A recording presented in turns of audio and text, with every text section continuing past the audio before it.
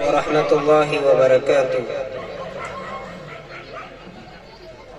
نحمده ونصلي على رسوله الكريم، أما بعد. أعوذ بالله من الشيطان الرجيم. بسم الله الرحمن الرحيم. ومن يطع الله والرسول فأولئك مع الذين أنعم الله عليهم من النبيين والصديقين والشهداء والصالحين وحسن أولئك رفيقا. ذلك الفضل من الله وكفى بالله عليما. صدق الله العظيم. محترم مؤقر اساتذہ کرام، بزرگان محترم اور نوجوان ساتھیوں، اس وقت میں نے جو آپ کے سامنے قرآن کریم کا ایک حصہ تلاوت کیا ہے،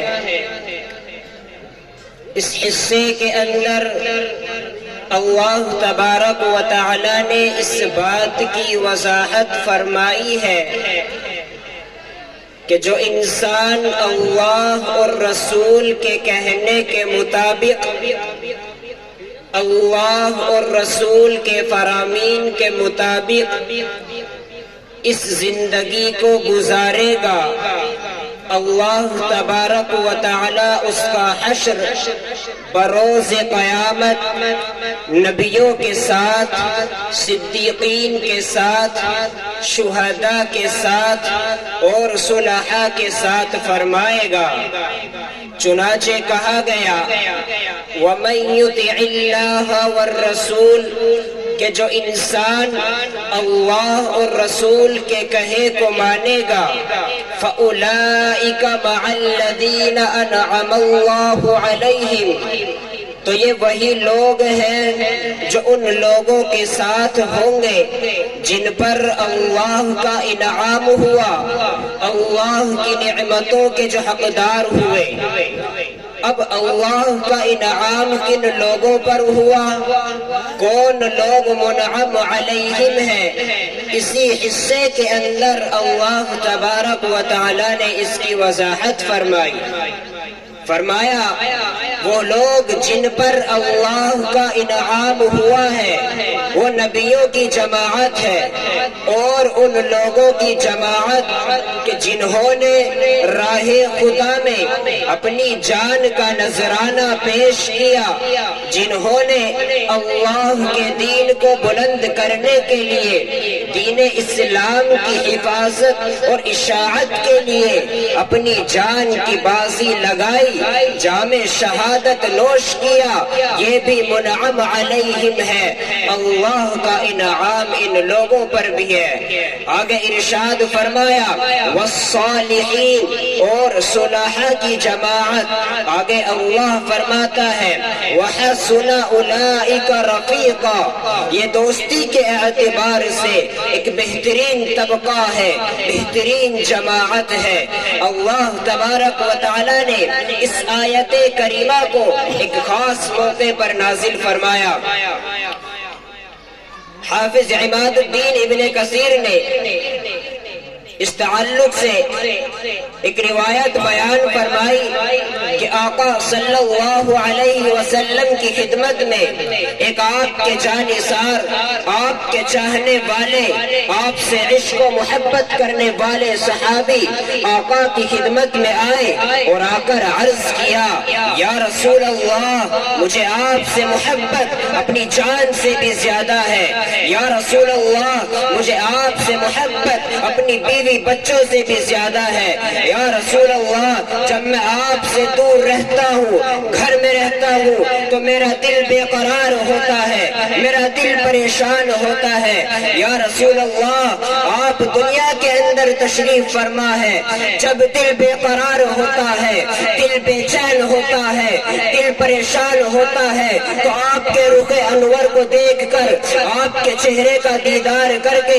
ہمارے دل کو قرار آ جاتا ہے، ہمارے دل کو سکون مل جاتا ہے۔ یا رسول اللہ، ایک وقت وہ آئے گا کہ آپ دنیا سے رخصت ہو جائیں گے، آپ دنیا سے پردہ فرما جائیں گے، آپ کا مقام نبیوں کے مقام سے بھی بلند و بالا، آپ مقام انبیاء پر فائز ہوں گے، اس لیے کہ آپ نبیوں کے سردار ہیں، آپ امام الانبیاء ہیں۔ ہم دنیا سے جائیں گے، آپ کا مقام بہت اونچا، ہمارا وہ مقام نہ ہوگا، ہم آپ کے امتی ہیں، ہم آپ کے چاہنے والے ہیں، نبیوں کا مقام الگ، امتیوں کا مقام الگ، ہم آپ کا دیدار نہ کر سکیں گے، ہم آپ کی زیارت نہ کر سکیں گے۔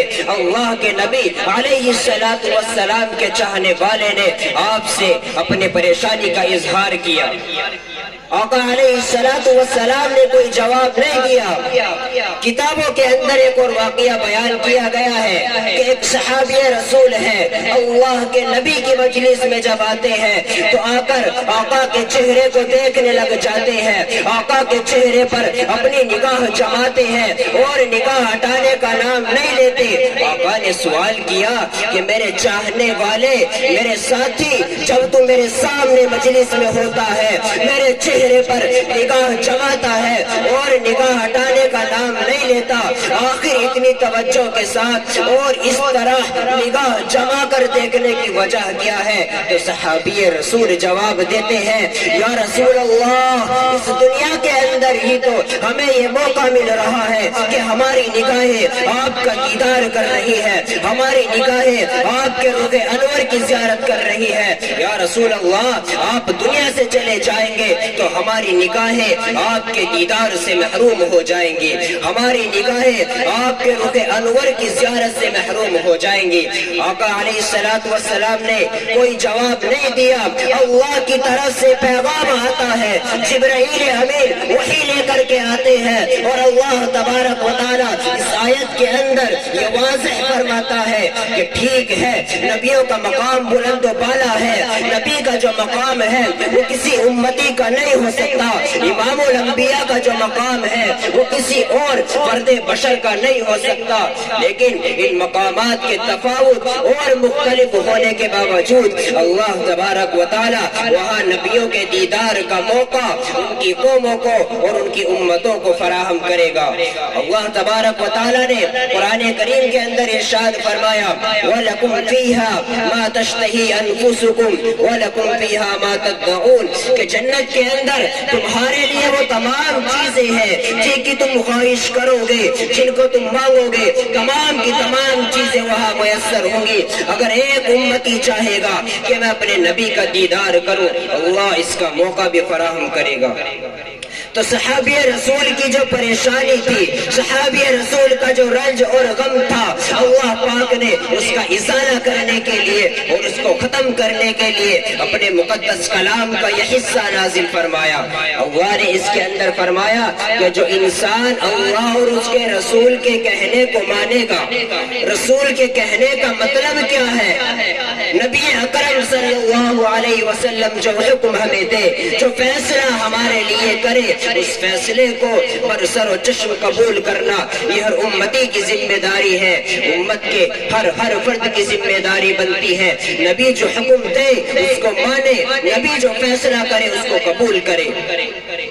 تاجدار مدینہ صلی اللہ علیہ وسلم دنیا کے اندر تشریف رکھتے تھے، آقا کے سامنے مقدمات آئے، آقا سے فیصلے کرائے گئے، جن لوگوں نے فیصلے تسلیم نہیں کیے اللہ پاک نے ان کا نام ایمان کی فہرست سے کاٹ دیا، ان کو منافق کہہ دیا، ان کو ایمان سے نکلا ہوا قرار دے دیا۔ کتب حدیث میں واقعہ ہے کہ دو شخصوں کے درمیان جھگڑا ہوتا ہے، ان میں ایک یہودی ہے، ایک منافق ہے، دونوں کا جھگڑا ہوا اور جھگڑے میں جب بات زیادہ بڑھی تو بات اس پر چلی کہ چلو اپنے اس معاملے میں کسی سے فیصلہ کرا لیتے ہیں۔ آپس میں مشورہ ہو گیا کہ چلو فیصلہ کرا لیں۔ اب یہودی تو کہتا ہے کہ اس مقدمے میں ہم فیصل محمد عربی کو بنائیں گے، اور جو اپنے آپ کو مسلمان کہتا تھا، اپنا اسلام اسلام ظاہر کرتا تھا، منافق وہ فیصلہ چاہتا ہے یہودیوں کے سردار سے۔ آخر وجہ کیا ہے؟ اس مسلمان کے دل میں، اس منافق کے دل میں جو اپنے آپ کو مسلمان کہتا تھا، اپنا اسلام ظاہر کرتا تھا، اس کی خواہش اور اس کا کہنا یہ تھا کہ ہم فیصلہ جو کرائیں گے وہ یہودیوں کے سردار ہی سے کرائیں گے۔ اس مسلمان کہلانے والے کے دل میں حقیقت میں کافر تھا، اس کے دل میں چور تھا، چور چھپا ہوا تھا، دل میں کھوٹ تھا۔ اسے پتا تھا کہ محمد عربی کے پاس ہمارا معاملہ جائے گا، اللہ کی طرف سے وحی آئے گی اور نبی کو بتلا دیا جائے گا کہ کون حق ہے اور کون ناحق ہے۔ اور ان دونوں اور اس مقدمے کے اندر حق پر وہ یہودی ہی تھا۔ دونوں گئے، آقا علیہ السلام کی خدمت میں پہنچے، اپنا معاملہ رکھا اور اپنا مقدمہ آقا کو سنایا۔ نبی اکرم صلی اللہ علیہ وسلم نے دونوں کی باتوں کو سن کر فیصلہ اس یہودی کے حق میں دے دیا۔ اب یہ منافق تلملا اٹھا، غصے میں ہوا اور وہاں سے نکلنے کے بعد اس نے اس یہودی کو پٹانا شروع کیا، اس نے اس یہودی کو بہکانا شروع کیا کہ چلو عمر کی عدالت میں چلتے ہیں۔ اب یہودی کہتا ہے کہ اللہ کے نبی نے فیصلہ کر دیا، میں عمر کے پاس کیوں جاؤں؟ لیکن اس منافق کا خیال یہ تھا کہ عمر چونکہ کفار کے حق میں بڑے سخت ہیں، ان کے بارے میں جملہ ہے وَأَشَدُّهُمْ فِي أَمْرِ اللَّهِ عمر، صحابہ کرام میں اللہ کے معاملے میں سب سے زیادہ سخت عمر ابن خطاب ہے۔ اس منافق نے سوچا کہ جب عمر کی عدالت میں بات پہنچے گی اور عمر دیکھیں گے ایک طرف یہودی ہے دوسری طرف مسلمان ہے تو مسلمان ہونے کے ناطے وہ میرے حق میں فیصلہ کر دیں گے۔ اس بیوقوف کو یہ نہیں پتا تھا کہ عمر کے سخت ہونے کا مطلب یہ نہیں ہے کہ عمر ناحق فیصلہ سنائیں گے، عمر غلط فیصلہ سنائیں گے۔ اللہ کے نبی کے دیوانے ہیں، اللہ کے نبی کے مستانے ہیں، وہ فیصلہ کریں گے، حق کریں گے، اس لیے کہ قرآن کی تعلیم ہے وَلَا يَجْرِمَنَّكُمْ شَنَآنُ قَوْمٍ عَلَىٰ أَلَّا تَعْدِلُوا اعْدِلُوا هُوَ أَقْرَبُ لِلتَّقْوَىٰ۔ اللہ تبارک و تعالیٰ نے قرآن کریم کے اندر ارشاد فرمایا، اے لوگو کسی قوم کی مخالفت اور کسی قوم کی ناراضگی تمہیں اس چیز پر نہ ابھار دے کہ تم نہ حق فیصلہ سناتے پھرو، اعدلوا انصاف کے ساتھ معاملہ کرو۔